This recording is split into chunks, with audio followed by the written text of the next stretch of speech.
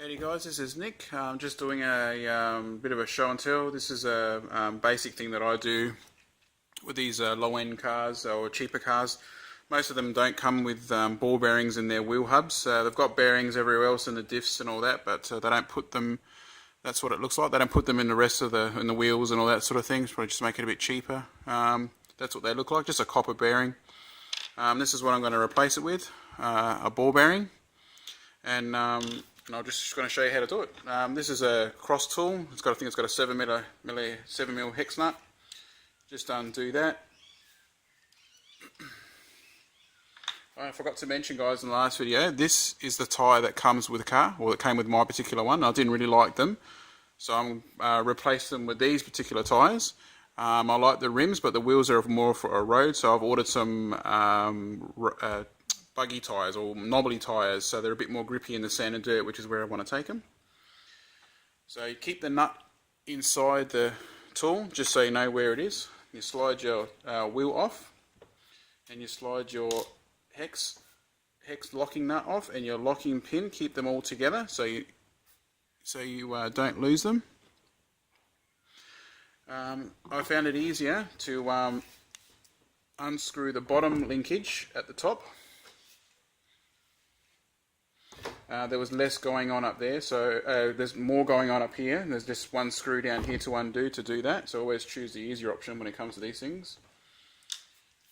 So then lift the upper arm up, slide the dog bone out, just makes it a bit easier, and then pull your drive shaft out.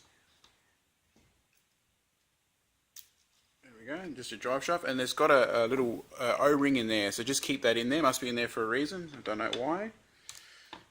And on the little one, on the outside bearing, this one here, you can just reach from the inside and push it out from that side. It just pops out.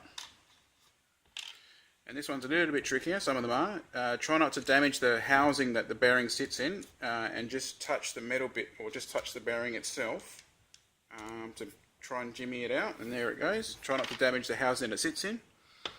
And then we'll just replace it with this one.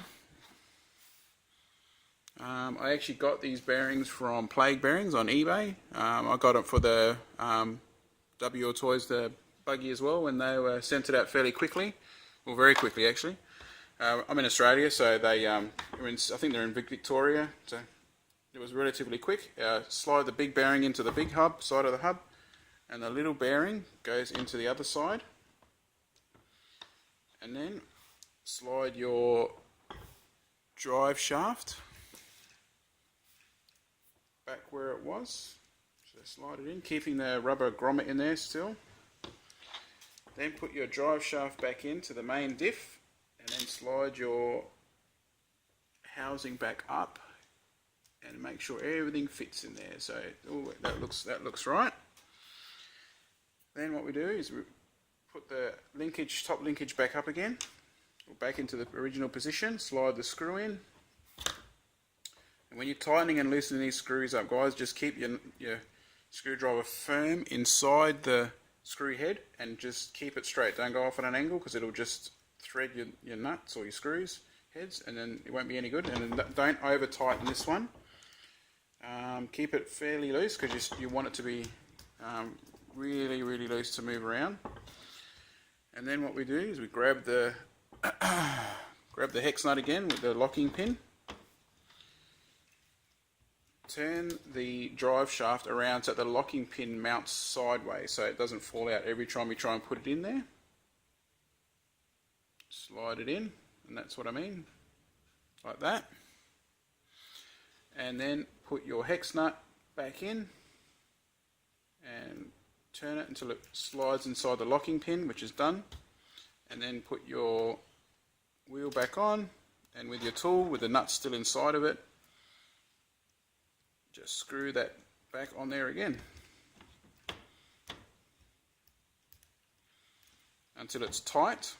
And when you do tighten it, just make sure the wheel spins freely, which it does, and you will notice a bit of a difference in the freeness of the wheel, the way it spins. There's just yeah, it's a lot better to do that. I'll do that with most of my cheaper cars, and I think most of the expensive or racing cars, they come with that bearing. All these bearings are already in it, so because they're racing, they're designed to be, a bit better, and for that reason. All right, thanks guys. See you next time.